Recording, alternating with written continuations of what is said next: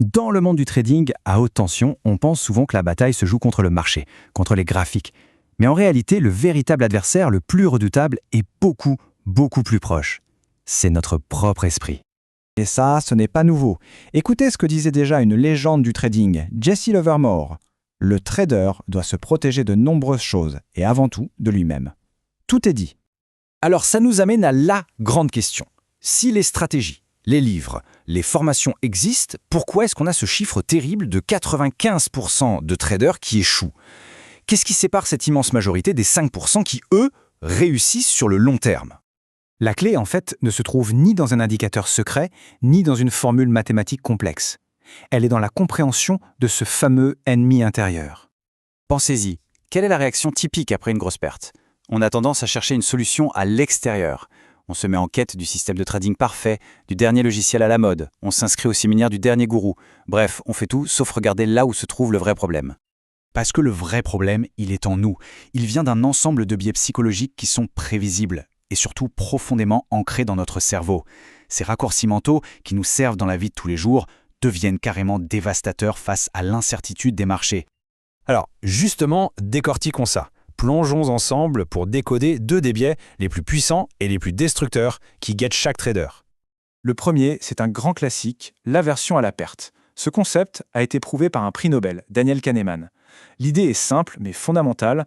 Pour notre cerveau, la douleur de perdre 100 € est environ 2 fois plus forte que le plaisir d'en gagner 100. Et ça change absolument tout dans notre prise de décision. Cette célèbre expérience, elle le montre parfaitement. Mettez-vous à la place des participants. En position de gain, on a le choix. Soit un gain certain de 500 €, soit un pari à 50-50 de gagner 1000. Résultat, une écrasante majorité, 84%, choisit la sécurité du gain certain. On a peur de perdre ce qu'on a déjà. Mais maintenant, regardez en position de perte. Là, le choix est entre une perte certaine de 500 ou un pari à 50-50 de perdre 1000. Et là, tout s'inverse. 70% des gens prennent le risque. Ils préfèrent parier gros pour tenter d'éviter la douleur de la perte. Et voilà, c'est la recette exacte de l'échec en trading. Couper ses gains trop tôt et laisser courir ses pertes à l'infini. Et dans la vraie vie, ça donne des catastrophes. Prenons ce cas réel avec l'action Alcatel. L'investisseur achète à 97 €. L'action s'effondre à 15. Au lieu de couper sa perte de 82 000 €, que fait-il? Paralysé par l'espoir, il fait l'inverse. Il moyenne à la baisse. Il en rachète, espérant un rebond qui n'arrivera jamais. Il a transformé un gros problème en un désastre absolu, avec une perte finale de plus de 120 000 €. Bon, d'accord, le diagnostic est posé. On a bien vu le problème. La question maintenant, c'est comment on fait pour s'en protéger? Comment on passe de cette mentalité de perdant en un véritable état d'esprit de champion? Eh bien, la différence fondamentale, elle est là. Pour le trader perdant, le marché est un ennemi. Une perte est un échec personnel.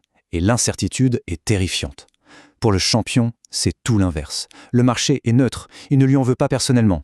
Une perte, ce n'est pas un échec. C'est juste un retour d'information, une donnée.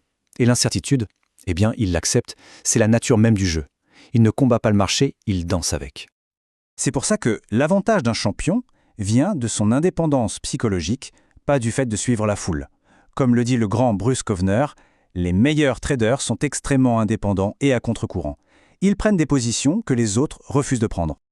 Mais attention, avoir le bon état d'esprit, c'est la base, mais ça ne suffit pas.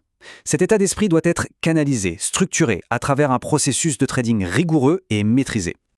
Et la pierre angulaire de ce processus, c'est le plan de trading. Il faut le voir comme un bouclier anti-émotion. C'est un contrat qu'on passe avec soi-même avant d'entrer sur le marché. On y définit précisément quand est-ce que j'entre, à quel moment est-ce que je reconnais que j'ai tort et que je coupe ma perte, et comment je gère la position si elle va dans mon sens. Tout est décidé à l'avance, à froid. Au fond, tout se résume à cette petite phrase, ce mantra que tous les grands traders se répètent en boucle. Plan the trade, trade the plan. Planifie ton trade et ensuite exécute ton plan. Point. Il n'y a plus de place pour l'improvisation ou l'émotion du moment.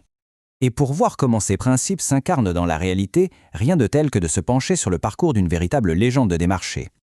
L'histoire de Martin Buzzy Swartz est une incroyable leçon de persévérance. Il disait « Pour exceller en trading, il faut être totalement impliqué et le faire à plein temps. Sinon, on se fait très vite dépouiller par ceux qui en font leur profession. » Son parcours est fou, parce que son succès n'a rien eu d'instantané. Pendant 10 ans, il a été un analyste qui perdait de l'argent en tradant, à côté. 10 ans! Et puis un jour, il a tout plaqué.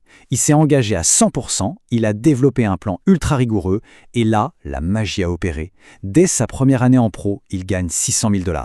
L'année d'après, 1,2 million. Il est devenu une légende. Finalement, ce que son histoire nous montre, c'est que le chemin vers l'excellence en trading est avant tout un voyage intérieur. C'est un processus qui force à affronter ses propres peurs, ses espoirs, ses biais, pour construire une discipline de fer. Et ça nous laisse avec une question fondamentale. Si le marché n'est qu'un miroir de nous-mêmes, alors qu'est-ce qu'on y voit ?